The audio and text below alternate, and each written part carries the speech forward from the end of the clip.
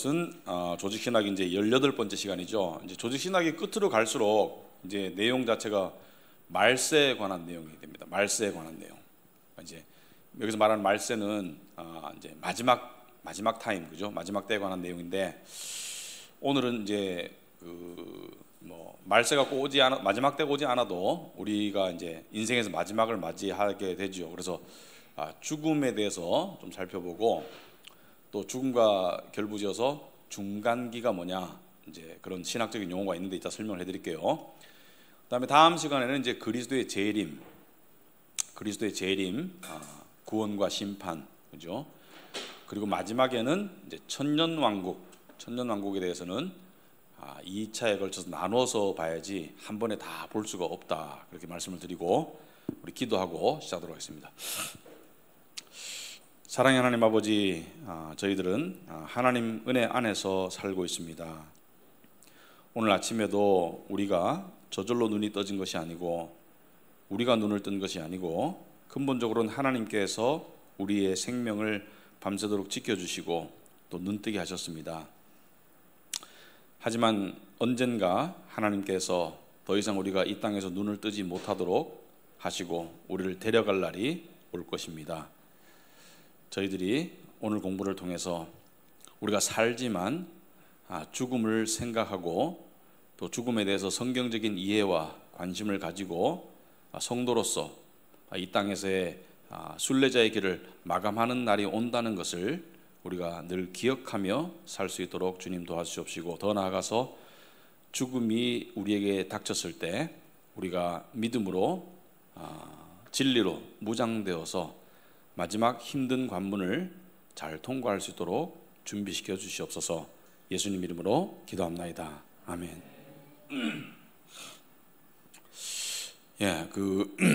죽음이라는 주제가 사실은 사람들이 좀 다루기를 어려워한다기보다는 요즘에 이렇게 사람들이 이렇게 다루기를 그렇게 좋아하는 주제는 아닌데, 사실은 죽음이라는 게 인간에게 닥칠 수 있는, 그러니까 이제 의식 상태에서, 그러니까 우리는 이제 그렇게 의식이 없는 상태에서 태어나잖아요, 그죠? 태어날 때는 여러분 태어나는 것을 기억하고 계신 분은 여기 아무도 없을 겁니다. 그걸 기억한다는 것은 이상한 거예요, 그죠? 근데 우리가 태어나서 이제 나이가 들고 이제 인식이 생기고 또 사고가 생기고 하면서 우리는 이제 죽는다는 사실을 당연히 알고 있죠. 하지만 거기에 대해서 우리가 좀 생각해 보는 것은 많이 부족하다. 그래서 종교인이 아니라도 사람들은 대부분 철학이나 또는 어떤 인생의 의미를 생각할 때 죽음을 생각하며 이렇게 살고 또 이야기하고 이런데, 오늘날 현대는 그런 것이 많이 희박해진 그런 시대를 우리가 살아가고 있습니다. 그래서 죽음에 대한 이야기를 주제로 놓고 대화하는 것이 상당히 희박하고, 나이가 들게 되면 어쩔 수 없이 이제 닥치는 현실이 되니까 이제 대화를 하겠죠.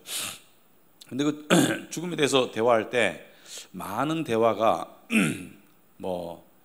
자식 문제, 유산 문제 이런 것들이지, 정작 죽음이 자신에게 어떤 의미가 있나를 진지하게 대화하는 것은 참 희박한 시대를 살고 있는데, 우리가 이런 문화에 살고 있더라도 우리 그리스도인으로서 죽음에 대해서 우리가 생각을 하고 또 성경적인 관심도 가져야 되고, 또 죽음에 대해서 성경이 알려주는 내용을 우리가 미리 숙지하고 있어서 죽음이 닥쳤을 때 준비된 상태가 되어야 된다. 여기서 말하는 준비된 상태라는 것은 저는 예수님 믿고 천국 가요 이 정도가 아니고, 죽음 이후에 일어날 일에 대한 성경적인 진리를 바탕으로 한 확신이 있기 때문에 죽음 앞에서 두려움과 고통을 극복하며 나아갈 수 있는 그런 신앙이 필요하다, 이렇게 생각합니다. 제가 며칠 전에 이번에 타이타닉호 때문에 조금 또 뉴스가 뜨더라고요. 가라앉은 타이타닉호를 보기 위한 작은 잠수함 여행을 만들었는데, 타이타닉호를 보러 갔다가 잠수함이 사라졌어요, 그죠? 안에 계신 분들은 다 이제 사망 상태일 겁니다. 이미 산소 공급도 끊기고 폭발음도 들렸다고 하고 한데, 그 캐나다에서 그 비슷한 그 사건이 있었다고 한번 말씀을 드렸죠. 그 많은 사람들이 죽었는데 그때 구세군들이 타고 있었는데 죽음에 준비된 상태였기 때문에 그런 상태가 왔을 때 사람들이 침착할 뿐만이 아니라 심지어 자기의 구명조끼를 예수님 안 믿고 죽음에 준비되지 않은 사람에게 양보할 정도로 죽음에 대해서 준비된 젊은이들의 이야기를 제가 해줬죠. 자, 우리 그리스도인들이 살면서 가끔 이런 얘기를 합니다. 예수님 빨리 오셨으면 좋겠다. 예수님이 오셨으면 좋겠다.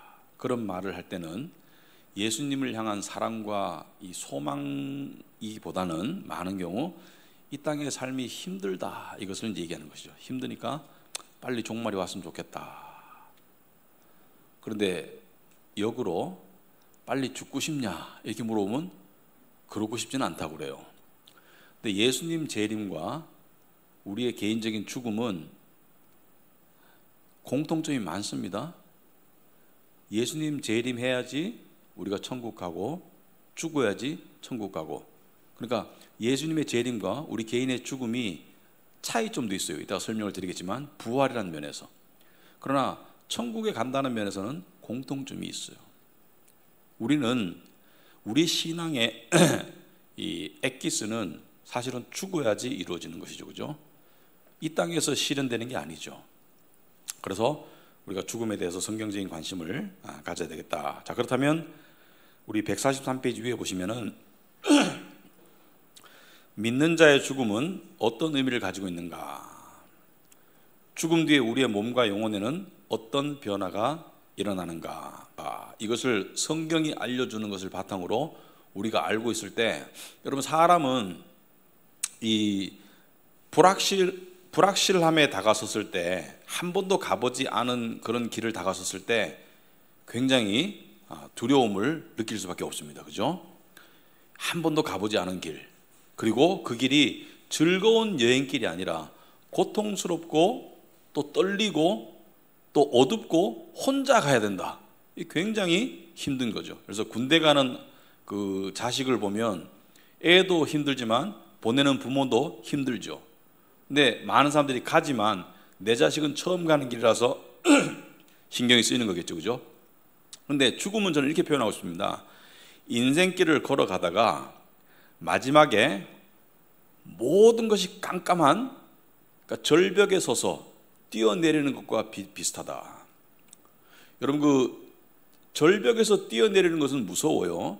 그런데 아무것도 보이지 않는 깜깜한 절벽에서 뛰어내리는 것 같은 게 죽음일 것 같다. 그런데 예수님 믿는 우리는 뭘 믿습니까? 절벽에 뛰어내리는 순간, 죽음에서 뛰어내리는 순간 하나님의 천사들이 우리를 위로 데리고 간다. 천국으로 데리고 간다. 또 우리는 무엇을 알죠? 예수님 안 믿는 경우에는 뛰어내리면 밑으로 내려간다. 그죠? 그러니까 지옥의 관문으로 내려간다. 이렇게 우리가 성경을 통해서 알고 있는데, 저는 예수님 안 믿고 하나님 안 믿으면서 세상을 사는 사람들이 참 대단한 믿음을 가지고 있다. 그 절벽이 언제 닥칠지 모르는데 그 죽음의 순간이 닥치면 이 세상 어떤 것도 연관 지을 수 없고 소용없는 상태에서 그냥 깜깜한 절벽을 뛰어내려야 되는데, 거기에 대한 생각이 없이 준비가 안 된 상태에서 이 세상을 열심히 행복하게 산다는 것이 참 대단한 믿음이다라고 생각합니다. 그래서 참 안타깝다 이런 생각하는데, 자, 크리스찬에게 죽음은 성경적으로 봤을 때 결코 나쁜 것이 아니다. 피해야 할 것도 아니다.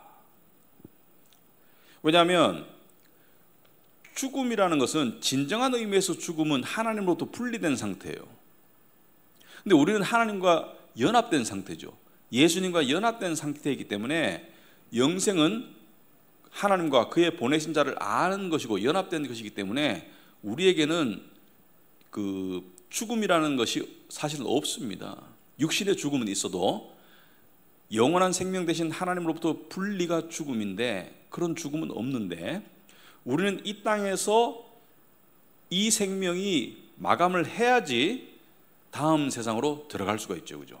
그러니까 물론 그렇다 해가지고 우리가 죽음을 룰루랄라 하면서 기다리고 뭐 즐거워하고 이러지는 못해요. 왜? 우리가 육신의 존재이기 때문에. 하지만 진리에 입각해서 봤을 때, 정말 냉철하게 생각해 봤을 때 죽음은 우리에게 나쁜 것이 아니에요.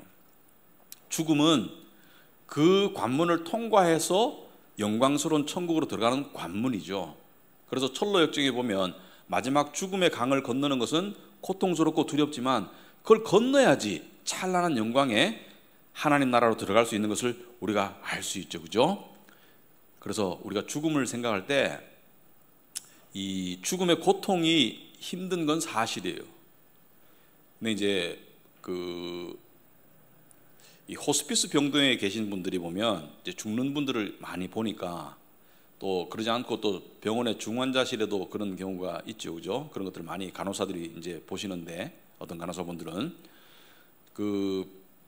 죽을 때 이 고통이 굉장히 심합니다. 그래서 나이 드신 분들이 하는 기도 중에 하나가 뭐예요? 나이 드신 분들이 하는 기도 중에 하나가 죽을 때 그냥 잠자듯이 가게 해주세요. 저희 할머님이 예수님을 오래 믿다가 가셨는데, 옛날에 당시에는 60 넘어서 많이 돌아가셨거든요. 평균 수명이 60대였어요. 그런데 할머니께서 그러니까 한 60 넘어서부터 그 기도를 계속 하신 것 같아요. 하나님, 저 그냥 잠잘 때 데려가 주세요. 그때 우리 할머님 기도가 응답받았습니다. 95세에 어느 날 점심을 평소보다 좀 적게 드시고 이제 어머니 아버지가 모셨는데, 아이고 야야, 내가 좀 피곤해서 좀 일찍 누울란다. 그래서 늦은 오후에 누우시고 난 다음에 그 다음날 보니까 돌아가셨어요.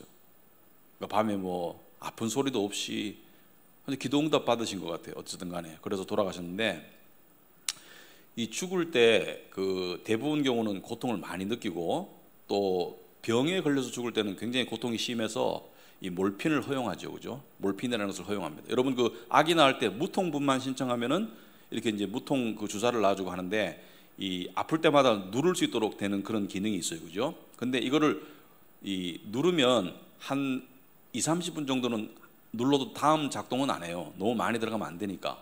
근데 이제 말기가 되면, 어떤 중병의 말기가 되면 너무 고통스럽기 때문에 이 몰핀을 이렇게 달아준다고 그래요. 그런데 이거를 누르고 난 다음에 다음번 누를 때는 30분 정도는 지나야지 이게 눌러서 이게 들어올 수 있는데, 너무 아프니까 그냥 1분 단위로 계속 누른다는 거예요. 너무 아프니까.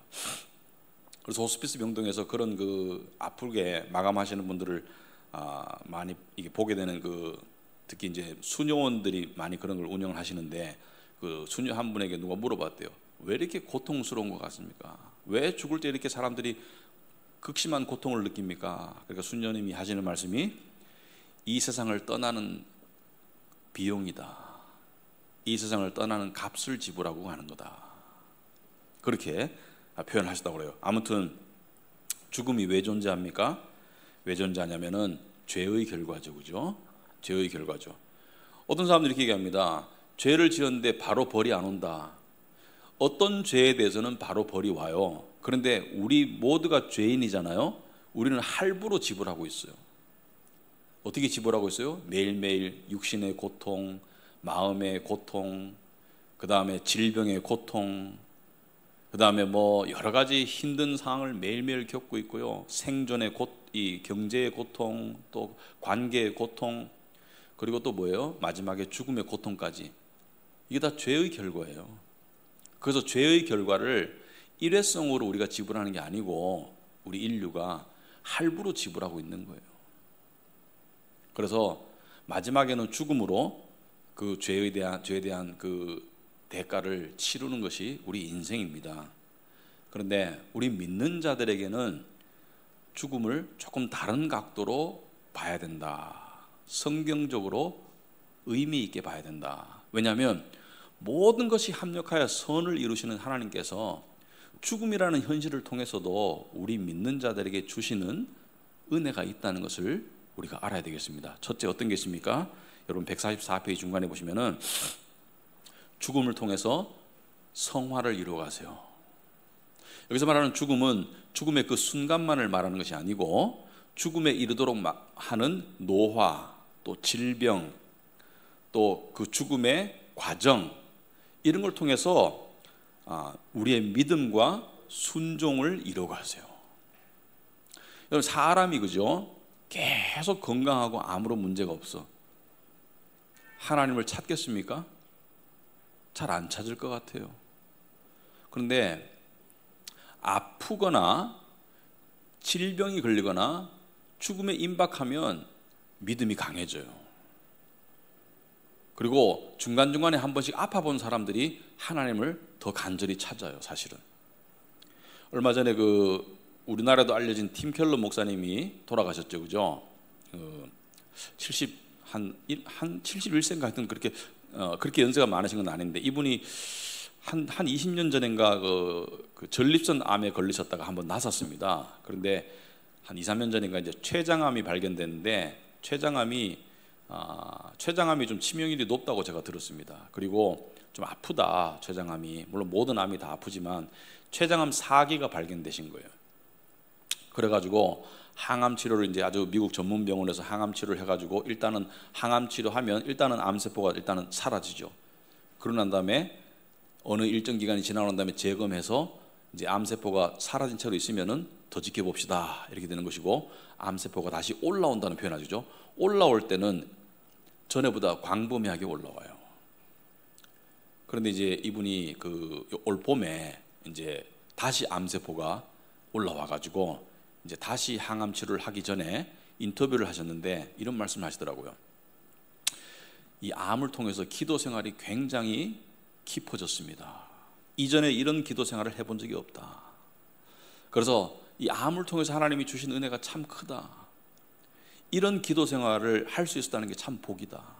기도가 간절해졌고 기도가 깊어졌다고 이렇게 말씀하시고, 그다음에 마지막에 이제 돌아가신 거는 이제 아들이 이제 이렇게 인스타에 올리고 해가지고 사람들이 이제 알던데, 병원에 있을 때 마지막 하신 말씀이 집에 가고 싶다.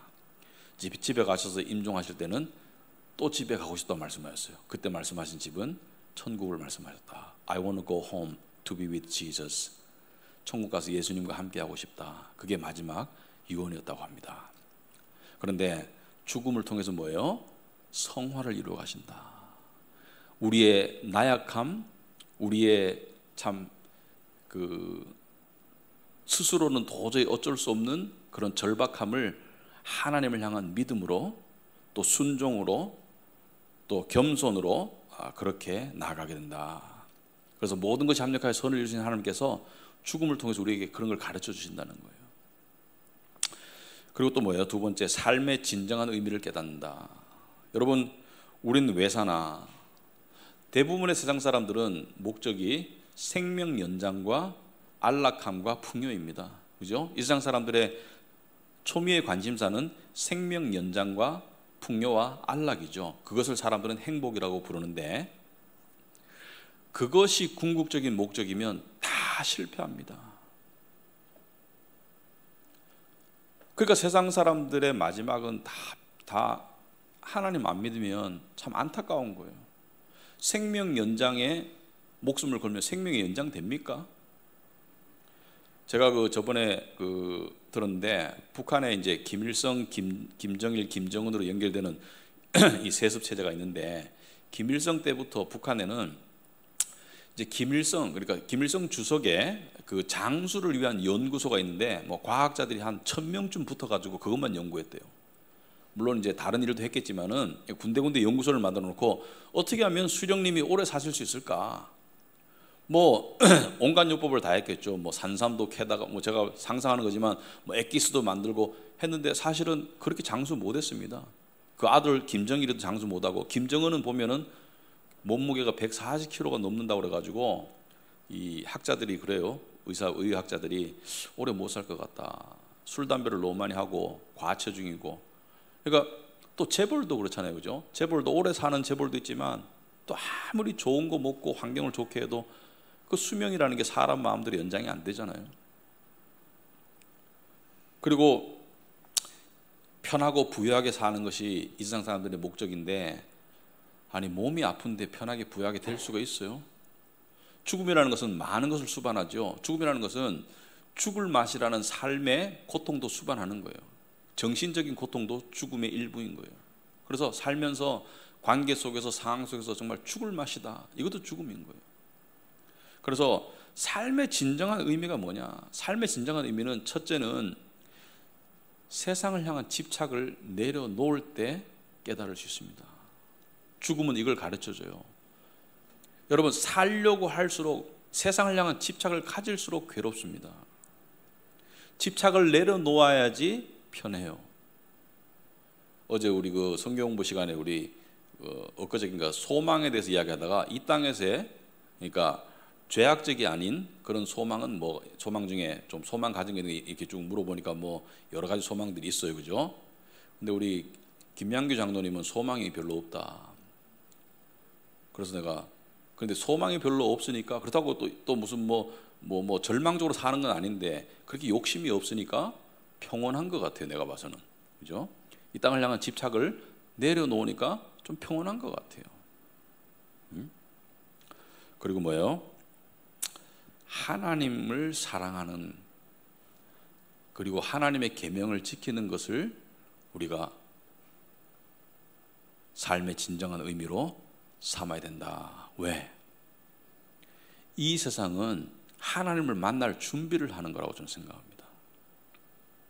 물론 돈도 벌고 뭐 여러 가지 뭐 취미 활동도 하고 교회도 다니고 하지만 결국 죽음을 준비하는 거예요. 죽음을 준비한다는 것은 창조주를 기억하라, 창조주를 만날 준비를 한다고 저는 봐지는데, 창조주를 만난다는 것은 무엇입니까? 우리 믿는 자들은 구원은 은혜로 받았잖아요. 그러면 그 값진 구원을 주신 그 하나님을 우리가 봤을 때 그냥 얼굴을 들 수 없이 부끄러운 것보다는 그래도 눈물 흘리는 그런 그 아주 애틋한 만남이 되는 것이, 그것이 우리가 원하는 하나님과의 만남이 아니겠습니까? 우리가 잘나고 우리가 완벽해서 하나님을 바라보며 눈물을 흘리는 것이 아니라 하나님을 바라고 갈망했기 때문에, 그것을 통해서 인생의 고통을 견디고 이겼기 때문에 하나님을 만났을 때 그분께서 닦아줄 눈물이 있어야 되는데 염치가 없으면 안 되잖아요. 그래서 죽음이라는 것은 우리에게 삶의 진정한 의미를 깨닫게 해준다. 여러분, 그 144페이지 제일 밑에 보시면 예수님께서 이렇게 말씀하셨죠. 누구든지 제 목숨을 구원하고자 하면 잃을 것이요, 누구든지 나를 위하여 제 목숨을 잃으면 찾으리라. 무슨 말입니까? 이 죽음이라는, 또 삶이라는 현실에 비추어 봤을 때 살려고만 발버둥 치면 죽는다는 거예요. 우리는 살려고만 발버둥 치면 우리 안에 하나님과의 진정한 생명의 이 은혜가 없다는 거예요. 영생을 맛봄이 없다는 거예요. 어떻게 해요? 나를 위하여 제 목숨을 잃으면 찾으리라. 그래서 우리는, 사도 바울이 그러잖아요. 나는 날마다 죽는다. 날마다 죽는다는 것의 의미가 무엇인지 생각을 해봐야 된다. 죽음을 연습하는 것이죠. 자기 주장을 내려놓고 자기만 편하고 자기만 이기적인 생각을 내려놓고 남을 섬기고 또 자기를 내어주는 그 예수님을 닮아가도록 가정 속에서, 교회 속에서, 사회 속에서 그렇게 역할을 하는 것이 우리의 진정한 삶의 의미다, 이렇게 생각합니다. 여러분, 인생이 왜 힘든가요? 여러분, 그 가족 관계나 또는 뭐 친구 관계, 교우 관계 속에서 인생이 왜 힘듭니까? 인생이 힘든 것 중에 하나가 모두가 자기 살려고만 하기 때문에 힘들어요. 모두가 자기 방식으로 살려고만 하기 때문에 힘들어요. 자기 주장을 하려고 하기 때문에 힘들어요. 근데 내려놓으면, 자기를 내려놓으면 모두가 살기가 편한 거예요. 그래서 우리는 죽어야 사는 사람들이다. 그것을 생각해 보는 것이 죽음의 의미다. 자, 세 번째, 죽음은 진정한 소망을 우리에게 가르쳐 주죠. 자, 이 땅에서의 소망은 헛되고 헛되니 모든 것이 헛되다. 그러니까 중간중간에 이 땅에서 소망도 필요해요. 뭐 예를 들어서 뭐 운동해서 몸을 건강하게 하겠다, 또는 열심히 모아서 우리 가족의 집을 마련하겠다. 이것도 이 땅에서 소망을 완전히 버리라는 건 아닌데, 궁극적인 소망은 뭐예요? 궁극적인 소망은 우리가 천국에 둬야 되죠. 그것을 죽음이 우리에게 가르쳐 주죠, 그죠? 왜냐하면 이 땅에서 소망은 끝까지 가보세요. 끝까지 가보면 새 집이 헌집되고 건강한 몸이 늙어가고, 그리고 총기가 없어지고 기억력도 가물가물해지고, 그러다 보면 어떻게 돼요? 이 땅에서는 모든 것이 다 물거품이 되는 거예요. 그래서 여기에 궁극적인 소망을 두는 사람들은 다 어떻게 돼요? 허무의 낭떠러지로 떨어지게 되는데, 우리는 좀 일찍 정신을 차려야 되겠다. 요즘에 제가 좀 겁나는 게 있습니다. 뭐냐면은 그 60청년이란 말이 유행했잖아요, 그죠? 60대가 이제 청년이다. 왜냐하면 평균 수명이 이제 90을 넘어가고 이제 어떤 사람들은 100까지 갈 것이다 이렇게 얘기하는데, 그러니까 이제 60청년이라는 게 뭐예요? 아직까지 팔팔하다 이런 얘기죠, 그죠? 옛날 60하고 다르다. 생김새도 다르고 옛날 60보다는 많이 달라요. 건강 수명이 늘어나고 이렇게 하기 때문에 많이 다른데, 근데 좀 철이 못 들까 봐 좀 겁나요. 60이 되는, 내년에 제가 이제 60이 됩니다. 내년 11월 달에. 그런데 60이 돼도 그 철이 안 들까 봐 조금 겁나요. 어린아이와 같이 살고 싶긴 한데, 순수한 마음으로 60이 됐는데도 막 이렇게 좀 철이 들어야 되는데, 그 신앙적인 철이 들어야 되는데, 이 나이가 들수록 어떻게 해요? 점점 더 좀 젊었을 때부터 그걸 하면 좋죠. 죽음을 생각하고 또 소망을 하늘나라에 두는 그런 신앙으로 나아가야 되겠다. 그래서 사도 바울이 고린도후서 5장 8절에 이렇게 말했죠. 우리가 담대하여 원하는 바는 차라리 몸을 떠나 주와 함께 있는 그것이라. 차라리 몸을 떠나 주와 함께 있는 그것이라. 이 고백이 20대 30대 나오기는 어렵다고 생각합니다. 하지만 나이가 들수록 이 고백이 우리의 고백으로 자리 잡도록 우리가 노력해야 된다. 만약에 정말 이러한 신앙이 정말 형성된다면 사도 바울은 죽음을 두려워했겠습니까? 아니죠. 왜냐하면 바라는 것이 차라리 몸을 떠나는 것인데, 죽음의 순간이 다가왔을 때 어떻게 해요? 아, 내가 원하는 소망이 이루어지고 있구나. 이렇게 죽음을 맞이했겠죠. 그렇게 맞이하는 사람과 죽음 앞에서 막 벌벌 떨고 막 그런 삶과 어떤 게 더 복된 거예요. 그래서 우리는 그런 삶으로 나가야 되겠다.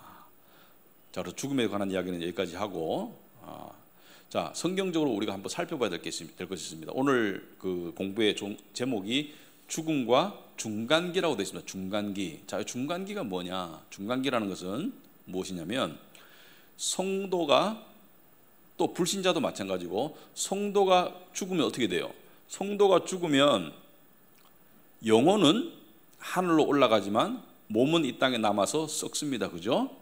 그래서 뭐 임사체험이라는 게 있죠.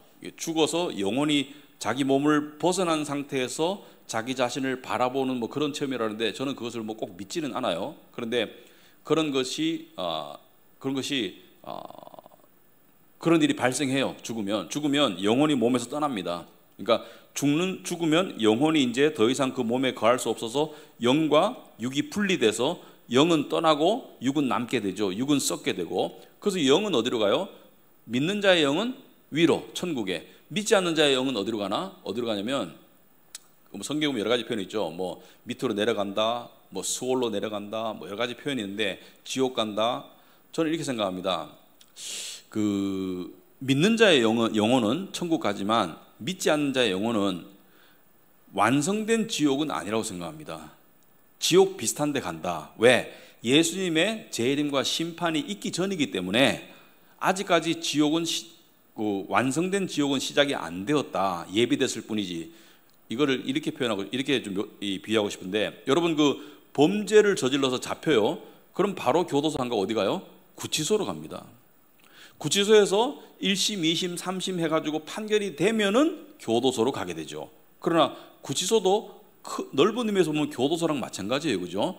이동의 자유가 없고, 근데 고통은 조금 덜 하겠죠. 조금 자유롭겠죠. 그런데 교도소 가기 전에 재판이 종결되기 전에는 구치소에 있듯이, 믿지 않는 자의 영혼은 구치소 비슷한 그런 지옥 상태에 머물다가 예수님께서 재림하셔서 심판이 있고 난 다음에 어떻게 돼요?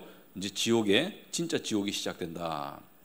그러면 자, 믿는 자나 믿지 않는 자나, 특히 믿는 자를 기준으로 봤을 때 영과 육이 분리돼서 영이 천국 가면 예수님의 재림이 있기까지는 육이 없습니다. 그거를 중간기라고 그래요. 영으로만 존재하는 상태, 그걸 중간기라고 그런다. 왜? 부활의 몸은 예수님이 재림하셔야지 부활의 몸이 주어지는 거예요. 그래서 만약에 우리가 지금 죽었는데 천국 갔어. 근데 예수님의 재림은 아직 일어나지 않았다면 우리는 부활의 몸이 없는 상태에서 영으로만 존재하는 그런 상태를 중간기라고 성경적으로 신학자들이 불렀습니다. 그래서 intermediate state, 중간기. 자, 거기에 그 바탕이 되는 말씀이 요한복음 5장 29절에 예수께서 이렇게 말씀하셨죠. 예수님은 믿는 자만이 아니고 믿지 않는 자도 부활할 것을 말씀하셨어요. 그래서 부활은 믿지 않는 자도 부활해요. 몸이 달라요. 믿는 자는 신령한 몸으로, 썩지 않을 몸으로, 영광의 몸으로 부활하지만 예수님의 부활의 몸처럼 믿지 않는 자는 지옥의 고통을 느낄 수 있는 몸으로 부활하겠죠. 그러니까 이 영이 육을 통해서 고통을 느끼잖아요. 그죠? 그래서 지옥의 고통을 느낄 수 있는 몸으로 부활한다. 그래서 예수님께서는 요한복음 5장 29절에 선한 일을 행한 자는 생명의 부활로, 부활이 달라요. 악한 일을 행한 자는 심판의 부활로 나오리라. 믿는 자나 믿지 않는 자나 다 부활한다는 것을 이야기하고 있는데, 믿는 자는 생명의 부활로, 썩지 아니할 몸으로, 고린도전서 15장에 나오는 이 신령한 몸으로, 그러나 믿지 않는 자는 추측컨대 고통을 느낄 수 있는 다른 몸으로 부활한다. 근데 죽지는 않는 몸이에요. 죽지는 못하는 몸으로 부활한다. 그래서 여기서 선한 일이라는 것은 뭐냐? 여기서 말하는 선한 일은, 예수님께서 선한 분은 하나님 한 분이시라고 그랬죠. 여기서 말하는 선한 일은 선하신 하나님을 믿는 것을 말합니다.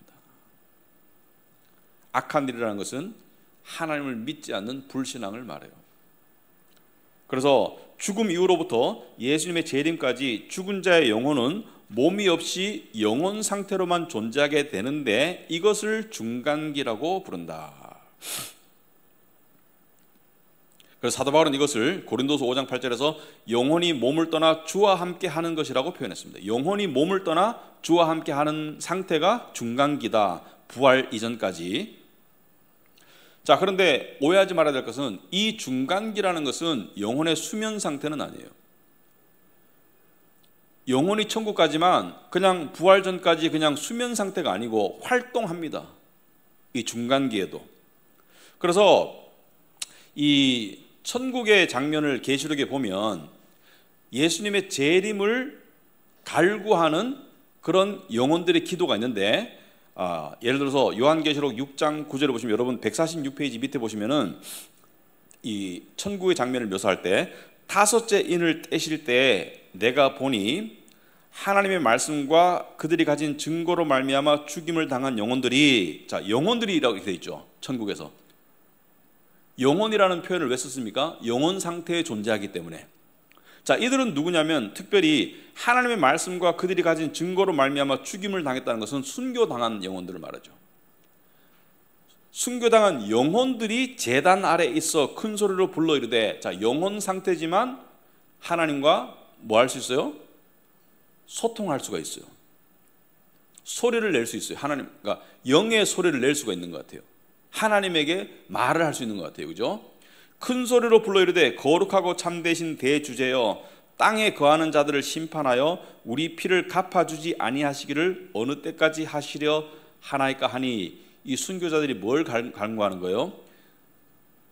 예수님의 재림과 심판을 언제까지 미루실 것입니까? 언제 심판이 있습니까? 언제 우리를 죽인 자들을 심판하시겠습니까? 이렇게 영혼들이 제단 밑에서 기도한다. 그래서 중간기 상태에도 어떻게 해요? 중간기 상태에도 보니까 하나님과 교제하고 활동할 수 있더라. 단지 몸은 없는 상태이다. 부활의 몸은. 그리고 예배도 하고 있더라. 요한계시록 7장에 보시면, 좀 전에 6장이었고 7장에 보시면은, 이 일 후에 내가 보니 각 나라와 족속과 백성과 방언에서 아무도 능히 셀 수 없는 큰 무리가 나와 흰옷을 입고 손에 종려가지를 들고 보좌 앞과 어린 양 앞에 서서 큰 소리를 외쳐 이르되 구원하심이 보좌에 앉으신 우리 하나님과 어린 양에게 있도다 하니. 자, 여기서 보면 심지어 흰옷을 입었다는 표현까지가 있는데, 이것은 제가 정확하게 무슨 뜻인지는 설명하기가 곤란합니다. 왜냐하면 부활의 몸이 없는 상태에서 영원히 옷을 입었다는 것인지 그런 뜻인 것 같은데 참 애매한 부분이긴 해요. 하지만 이 천국에 보면 이미 올라간 영혼들이 하나님을 예배하고 있는 모습을 볼 수가 있다. 자, 그래서 우리가 성경을 통해서 알 수 있는 부분이 있고 불확실한 부분이 있습니다. 특히나 죽음 이후에 일어날 일에 대해서는 알 수 있는 부분도 있지만 아직까지 불확실한 부분이 훨씬 많아요.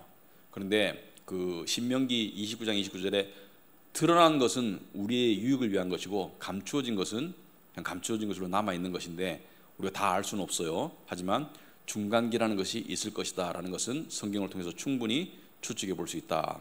자, 그렇다면 죽은 사람을 위해서 기도하는 것이 옳은가? 여러분들이 생각할 때는 아니라고 답을 하실 텐데 사실은 그 많은 교회 다니시는 분들이 제가 봤습니다. 종종 그런 일이 있어요. 우리가 중세 가톨릭은 죽은 사람을 위해서 기도를 했습니다. 심지어 죽은 사람을 위해서 헌금도 했어요. 면죄부를 바쳤어요. 자, 그들은 이렇게 생각했습니다. 특히 이 효도 마케팅을 했죠. 돌아가신 부모님이 또는 조상이 자기들이 생각할 때는 천국에 못 갔을 확률도 있다. 대부분 연옥 간다고 믿었으니까. 가톨릭은 믿음 플러스 행함이니까 행함이 부족하면 연옥까지 천국은 못 간다고 믿었어요. 그래서 연옥에서 열심히 하면 천국 간다고 그렇게 가르쳤기 때문에 죽으신 분들이 천국 가도록 기도했습니다. 그리고 죽은 분을 위해서 면죄부, 그들의 죄를 사해 줄 수 있는 헌금을 특별히 바쳤어요. 그래서 가톨릭이 그런 식으로 잘못된 성경의 가르침을 통해서 사람들에게 헌금을 거뒀죠. 그죠? 면죄부를 판매를 했죠. 근데 저도 우리 추도 예배라는 게 있죠. 추도 예배. 우리가 제사를 안 지내잖아요. 그러니까 추도 예배를 가끔 이렇게 드려보면 그런 분들이 있어요. 그러니까 돌아가신 아버지, 어머니 뭐 그런 분들인데 이제 자식이니까 사랑하는 마음이 있잖아요. 그러니까 기도할 때 이렇게 기도하더라고요. 하나님, 제 아버지 어여삐 봐주셔서 천국으로 데려가 주세요. 그렇게 기도하는 분들이 가끔 있어요. 그게 성경적일까요? 아닐까요? 성경적이지 않죠. 왜냐? 죽는 순간 영원한 운명은 영원히 결정된 거예요. 이 땅에서 예수님 안 믿고 돌아가셨으면 아무리 기도해도 소용없습니다. 그래서 보라, 오늘이 구원의 날이다. 오늘이 구원의 날이라는 것은 살아있는 동안에 구원받을 수 있는 것이지 죽는 순간 천국과 지옥의 운명은 완전히 결정되고 도저히 건너갈 수가 없습니다. 그래서 이 누가복음 16장에 거지 나사로와 부자의 비유할 때 나사로가 아브라함의 품에 있는데 그 부자가 뭐라 했습니까? 나사로에게 내가 좀 타 죽을 것 같으니까 물방울 몇 개 찍어가지고 내 혀에 좀 넣어달라. 예수님께서 천국의 비유를 말씀하셨죠, 그죠? 천국과 지옥은 이렇게 차이가 날 것이다. 그런데 그때 아브라함이 그 부자에게 뭐라 그래요?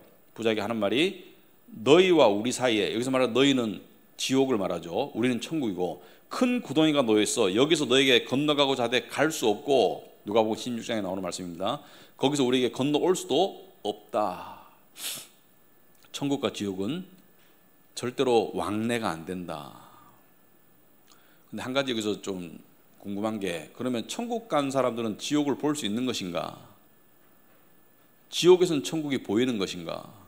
저는 보일 수도 있다고 생각합니다. 이 본문에 비추어서. 근데 왜 천국에 계시면서 그 지옥을 봐야 되나? 그러니까 계속 보는 건 아니겠지만 볼 수 있을까? 여러분, 천국 가면 예수님의 부활의 몸을 보게 됩니다. 천국에서 예수님이 부활의 몸으로 계세요. 왜냐하면 예수님이 부활하셔서 제자들에게 나타나셨잖아요, 그죠? 나타나셨는데 재림할 때도 그 모습 그대로 오신다고 그랬죠. 올라가시면서 이 천사들이 그랬잖아요. 너희가 본 모습 그대로 다시 오실 것이다. 근데 예수님의 부활의 모습에 어떤 게 있어요? 손에 못자국이 있죠, 있죠? 넣어봐라, 손가락 넣어봐라. 옆구리에 창자국이 있습니다. 우리가 천국 가가지고 예수님의 부활의 몸을 봤을 때 이 십자가의 흔적이 그대로 남아 있어요. 그것은 우리로 하여금 예수님의 복음의 은혜를 영원히 상기시킬 것이다. 동시에 지옥을 볼 수 있음으로 말미암아 우리가 원래 가야 될 운명을 상기하게 될 것이다. 저는 그렇게 추측한다. 그렇게 생각합니다. 자, 마지막으로 우리 기독교계에서 이런 논쟁이 좀 있습니다. 천국과 지옥 둘 다 영원하냐? 천국이 영원하다는 것에는 의문을 달지 않아요. 그런데 지옥은 영원하지 않을 것이라고 주장하는 분들이 있어요. 왜냐? 그래도 사랑의 하나님인데 그 고통을, 어느 정도 고통을 주다가 일정 기간이 지나면 지옥에 있는 영혼들은 다 소각시킬 것이다. 그래서 영혼 소멸설이라고 합니다. 영혼 소멸설. 영어로 annihilism, 영혼 소멸설. 그래서 일정 기간 동안 지옥에서 고통을 받게 한 뒤에 그 존재가 영원히 사라지도록 하나님께서 해 주실 것이다.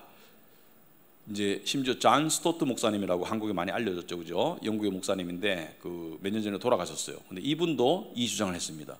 영혼 소멸설을 주장하셨다. 이분 훌륭한 분이에요. 근데 이제 이 성경적으로 견해가 좀 다를 수 있는데 저는 그렇게 생각하지 않습니다.